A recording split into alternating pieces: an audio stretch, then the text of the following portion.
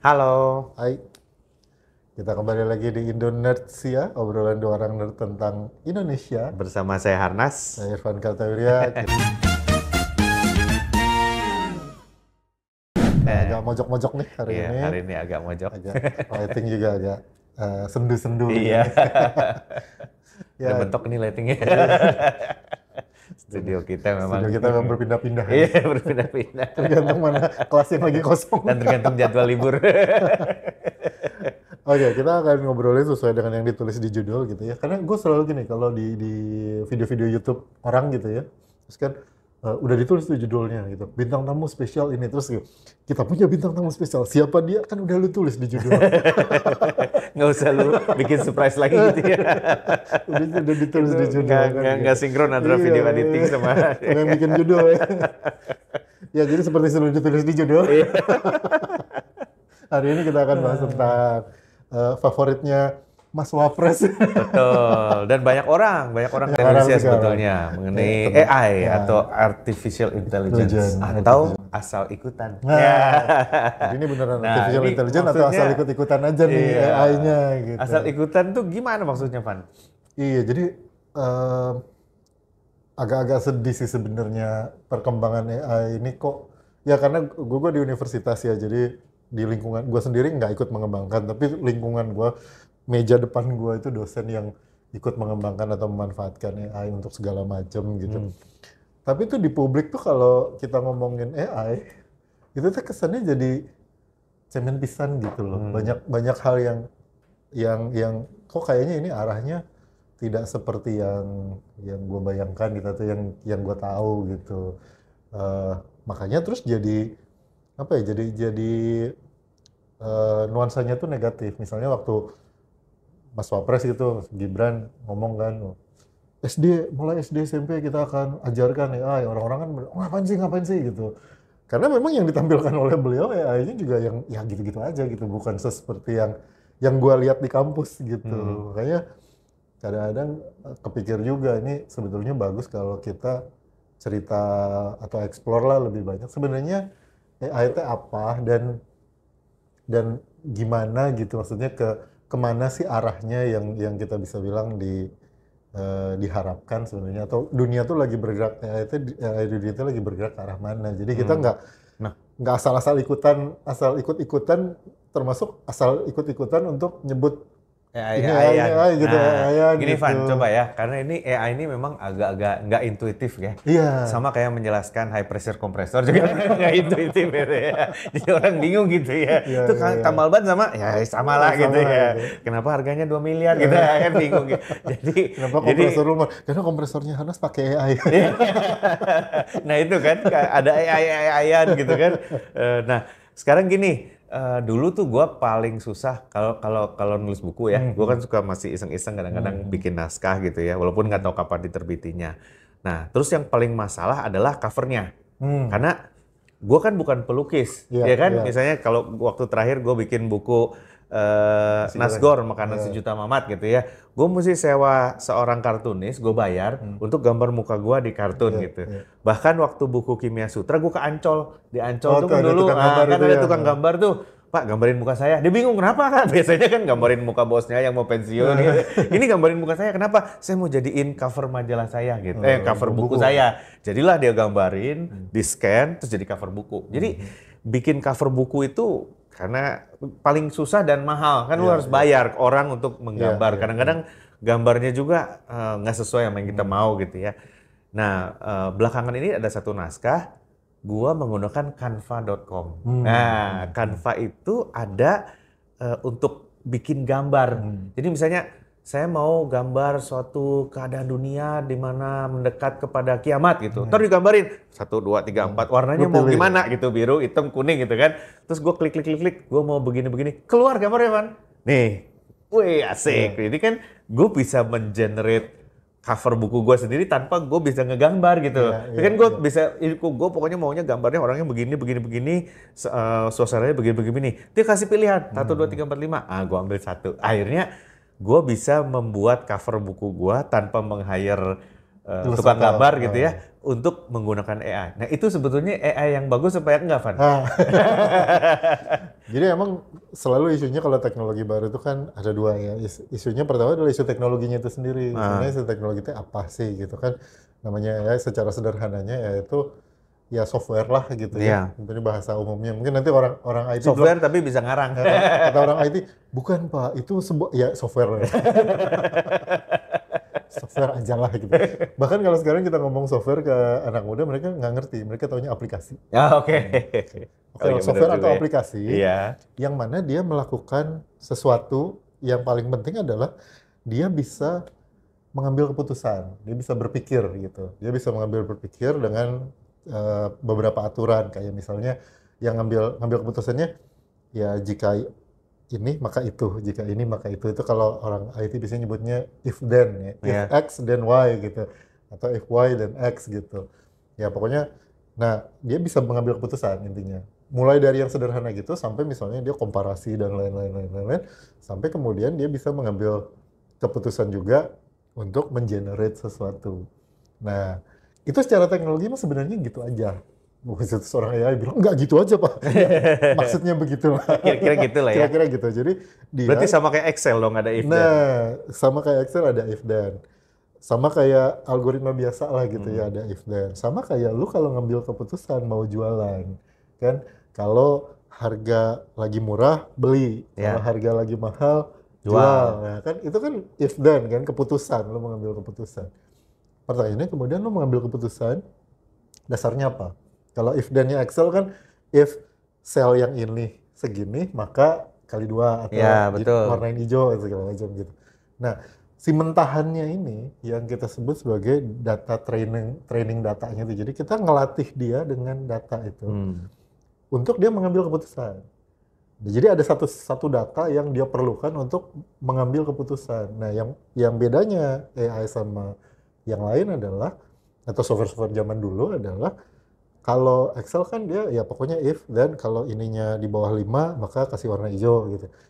Dia kemudian bisa mengambil keputusan sendiri berdasarkan hasilnya gitu. Jadi ada kayak semacam feedback loop lah. Kembali lagi untuk kemudian dia memperbaiki dirinya supaya sesuai dengan perintah yang kita mau gitu. Kayak misalnya kayak lo kan ngambil keputusan, misalnya lo mau beli emas nih. Kalau harganya turun, beli. Tapi kan lu juga nggak ngelihat harga hari ini, lu lihat kemarin berapa, kemarinnya lagi berapa. Jangan-jangan ini turun tapi mau naik lagi, ntar pas gua beli pas dia naik kan rugi gua. Nah, yang kayak gitu tuh yang dilakukan AI. Jadi dia ngambil keputusan, dia kasih perintah misalnya, beli Pak. Terus kalau kita bilang yes beli, oh berarti keputusan ini benar. Menurut kita manusia, menurut dia happy, dia pakai informasi itu untuk pengambilan keputusan berikutnya terus sehingga makin lama dia dalam tanda kutip makin pinter karena ada intelligence-nya.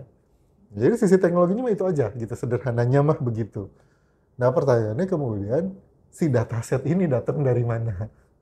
Nah yang jadi isu gede kemudian dataset ini datang dari mana, data training ini datang dari mana? Masuk ke masalah etika.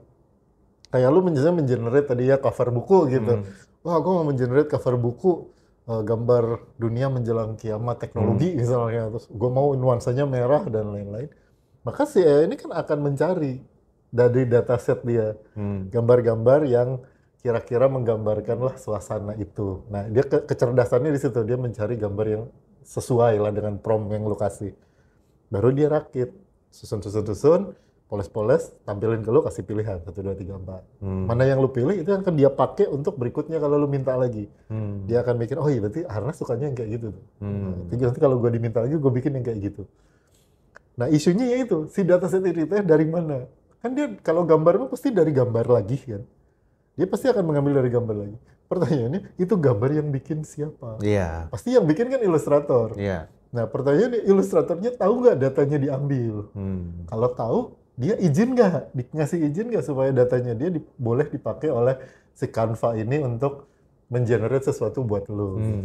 Nah artinya ada, kalau bahasa sederhananya ya ada pencurian dataset itu. Jadi kalau kan sekarang kita mah nggak bisa ya, kita ngegambar terus kita simpan aja kan, kemungkinan besar kita akan upload gitu di sesuatu tempat gitu, di sosmed lah di mana. Nah apakah gambar-gambar itu yang kemudian diambil secara tanpa izin makanya keluarlah generative AI itu seringkali atau banyaknya tidak etis karena lu mengambil bukan inspirasi tapi lu beneran ngambil gambar orang terus dimodif gitu sama dia gitu. Maksudnya generative AI itu adalah yang karya yang sesuatu dihasilkan oleh AI gitu loh, kayak cover buku atau gue AI itu yang menghasilkan karya ya gitu. kayak cover buku gue itu berarti generatif ya. Kita Di-generate. menggunakan AI, si AI-nya yang ngegambar bukan kita gitu ya, betul. atas prompt dari kita gitu ya kira-kira. Oh, itu sebutnya generative AI. Oh, karena beda kan misalnya gini, lu ngegambar, habis gitu lu mau garis ini sama backgroundnya tuh berbaur dengan baik gitu, dan lu susah nge-trace sendiri. Jadi lu pakai AI yang akan membaca kalau titik ini sebelahnya warna ini, gua akan slip warnanya begini-begini. Lu masukin softwarenya, terus nanti dia bikin smooth sendiri misalnya. Itu kan lu yang gambar. daripada gue rapin sendiri-sendiri gitu ya. Tapi kan yang gambar tetap lu. Iya, gitu. kayak kita misalnya mau bikin batik, batik yang bertitik, terus kita kasih perintah sama AI-nya, pokoknya setiap setengah sentimeter persegi lu kasih titik satu. Gitu. Oh di sini harus ada kosong, di sini titik, enggak. gitu. Di sini Ya, enggak, oke. kayak gitu. Berarti Meskipun di sini kosong tapi karena dia bukan di lengkungan dia nggak dikasih titik misalnya gitu. Berarti itu menggunakan AI tapi yang ngegambar masih kita, gitu ya. Nah, Gitu. itu kalau itu kan dia datasetnya dari lu memberikan konsen lah, lu memberikan izin untuk menggunakan. Yang jadi isu kan ya itu, si AI ini tuh ngambil data dari mana-mana gitu. Nah, termasuk AI obrolan atau AI chat nih yang paling banyak. Ya, Chat kayak kan, ChatGPT, ya. GPT lah, apa Grok lah, Meta itu. Nah itu dia dapat datanya dari mana? Ya dia dapat datanya kalau Meta misalnya, dia dapat datanya dari obrolan kalian gitu, dari obrolan kita. Maksudnya lu ngasih izin nggak ke Meta untuk dia mengambil obrolan lu sebagai trainer untuk AI-nya dia? Kalau lu ngasih izin mah ya nggak apa-apa. Tapi kalau enggak ya, itu kan ada masalah etis tuh di ethical. Kita belum ngomongin legal ya, tapi etis aja dulu. Nah, kayak gitu. Jadi kalau gue lihat sekarang kan banyaknya orang ngomong AI itu kayak lu gitu, yang tadi. Oh, gue bisa bikin ini. Oh, gue ngapain bayar ilustrator? Iya, atau gue bisa nanya sesuatu, AI-nya yang jawab gitu kan. Gitu. Kayak, ngapain gue bayar ilustrator? Sekarang gue bisa bikin pakai AI kok buat itu gambar sendiri gitu misalnya. Nah, tapi kan ya dengan lu pakai AI artinya ada kerjaan ilustrator yang diambil sama AI. Entah berbayar atau tidak, maksudnya entah sahih atau tidak si AI-nya ngambilnya. Karena bisa aja, misalnya, gue nggak tahu ya kalau Canva, tapi misalnya ada software terus dia bilang, gambar yang di-generate buat lo, itu berdasarkan sebuah database yang memang punya dia, yang dia beli, dia sah, orang tuh ngasih ke dia secara legal lah gitu. Ya kalau menurut gua kalau kayak gitu kan tidak mencuri. Tapi kalau misalnya lu menciptakan sesuatu dengan AI, terus si AI ini nyolong dari, dalam tanda kutip nyolong dari ilustrator atau gambar-gambar yang ada, Mona Lisa, gambar apa segala macam, ya berarti kan sebenarnya itu karya kayak lu beli motor, si yang jualnya teh kebetulan orang bengkel gitu, jadi dia bisa ngambil tangki motor colongan dari mana, dia rakit terus dia jadi motor, gitu. Berarti penggunaan AI itu ada dua cara gitu ya. Yang pertama yang tadi generatif itu, generatif itu berarti kalau gue sebagai penulis buku sama aja, gue nggak bisa ngegambar, gue suruh AI-nya ngegambar, gitu kan? Dia akan ngambilin data dari internet, nyolong-nyolong data orang, dalam tanda kutip ya, terus masukin ke itu jadi cover, gitu kan? Itu generatif. Tapi kalau AI sebagai gue misalnya penulis buku gitu ya, gue akan misalnya gini, gue lagi nulis terus tentang fermentasi Nusantara misalnya, terus gue lupa inget, tunggu dulu, tempe itu ada di mana ya di Indonesia gitu. Terus gue tanya ChatGPT, ChatGPT, kapan kata tempe itu muncul di dalam Serat Centini misalnya. Tadi kan nanti ini, gue tinggal taruh itu gitu. Kalau berarti itu menggunakan AI untuk membantu penulisannya ya. Beda sama kalau begini, kebalik kasusnya, lu bisa nulis tapi nggak bisa bikin cover, lu bikin cover pakai AI, dia ngambil nggak tahu dari mana. Sekarang kebalik, kalau misalnya lu jago gambar, terus lu pengen bikin buku, gue pengen bikin buku tentang kiamat teknologi dunia, terus lu gambar covernya, pasti judul, tapi lu nggak bisa nulis. Terus lu bilang sama AI, tulisin gua buku dong, judulnya ini, ceritanya tentang ini. Terus dia nulis terus lu masukin. kan sebetulnya mah sama aja gitu. Antara lu bisa nulis sama nggak bisa gambar, atau lu bisa gambar nggak bisa nulis, terus tulisannya lu bikin pakai AI. Kan jadi kayak ngapain nih gitu, itu bukan karya lu gitu. Nah, beda sama yang tadi lu bilang. Ada yang memang bentuknya tools lah ya, supporting tools gitu. Sementara decision gede dan lain-lainnya teh bukan cuma prompt ya, tapi kayak karya akhirnya itu tetap hasil karya lu gitu. Nah, kalau kayak gitu menurut gue justru yang kayak gitu yang sebetulnya perlu dikembangin lah. Di level yang paling sederhana tuh itu. Nah, cuma sebetulnya ada level-level lain yang gue tuh pengen inilah gitu, pengen orang-orang banyak yang tahu. Level-level lain adalah yang menggunakan AI untuk teknologi-teknologi yang lebih mendasar. Ya contoh aja lah ya, kayak dua waktu kita pernah bahas kan, kayak misalnya kalau lu mau di Random Jumat tapi channelnya beda namanya. Kayak misalnya gini, secara tidak sadar gitu, misalnya lu mau ke klien di satu tempat gitu, terus lu buka Gmaps kan, Google Maps gitu, terus atau Waze gitu, Waze. Kan dia akan cari rute tercepat dengan melihat traffic dan lain-lain. Padahal kan si jalan teh kan banyak cabang-cabangnya, tapi kenapa dia ngambilnya ke sini terus ke sini? Kenapa nggak beloknya di sini? Dan itu menggunakan AI. Gitu. Jadi menggunakan kecerdasan untuk mencari rute tercepat dengan memperhitungkan data. Nah, datanya dari mana? Data macet, data lalu lintas, data waktu, cuaca, dan lain-lain misalnya gitu ya. Ya itu AI. Nah menurut gua AI di backstage ini loh yang sebenarnya kita perlu banget kembangin gitu. Karena kalau AI yang di front stage kayak ChatGPT lu tanya, terus misalnya Canva lu generate image, itu kan yang bikin backstage-nya orang lain. Kita mah pemakai aja, yang itu gue bilang kalau ya ini mah asal ikutan pakai aja gitu. Jadi user. Padahal Indonesia punya potensi, ya yang gue lihat di teman-teman dosen gue dan lain-lain itu adalah membuat AI untuk backstage-nya, untuk software di balik sebuah teknologi gitu. Ya kayak nyari jalan misalnya. Terus misalnya ada AI yang memonitor tumbuhan atau tanaman. Misalnya lu punya greenhouse, lu pasangin sensor kamera, nanti datanya ngumpul semua dari situ. Dari data itu AI-nya mengambil keputusan misalnya lu harus pupuk urea sekarang gitu. Kurang pupuk nitrogen misalnya gitu.